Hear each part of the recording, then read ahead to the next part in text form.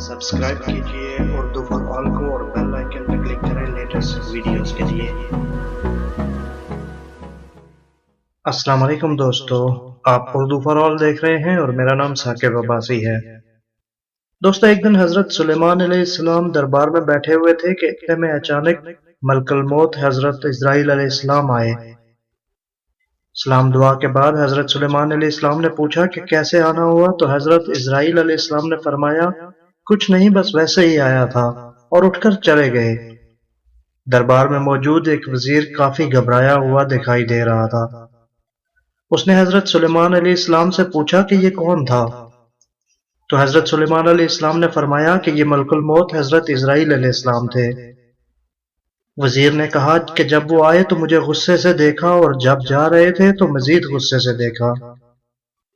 मुझे बहुत डर लग रहा है, मैं अपनी बहन के पास जाना चाहता हूँ। हजरत सुलेमान अलैहिस्सलाम ने पूछा कि आपकी बहन कहाँ है, तो उन्होंने बताया कि एक जजीरे पर। हजरत सुलेमान अलैहिस्सलाम ने फरमाया, वहां तो घोड़ा तेज रफ्तारी से जाए तो 6 रात और 6 दिन का सफर है। आप मेरा उड़न तख्त ले जाए और जल्दी से पहुंच जाएंगे। फ्रेंड्स, वजीर चला गया लेकिन वापस नहीं आया। कुछ दिन बाद हजरत इजराइल अलैहिस्सलाम फिर तशरीफ ले आए तो हजरत सुलेमान अलैहिस्सलाम ने इस दिन वाली बात का जिक्र किया। तो इजराइल अलैहिस्सलाम ने फरमाया कि इस वजीर का इंतजार मैं फलां जजीरे पर कर रहा था, क्योंकि इसकी रूह कब्ज करने का हुक्म इस जजीरे पर था।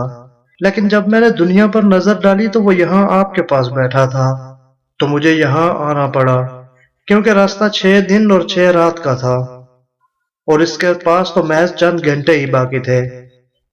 लेकिन जब यहाँ से जाकर मैं जजीरे पर पहुंचा तो आपके उड़न तख्त पर वो वजीर पहले ही पहुंच गया और मैंने उसकी रूह कब्ज कर ली।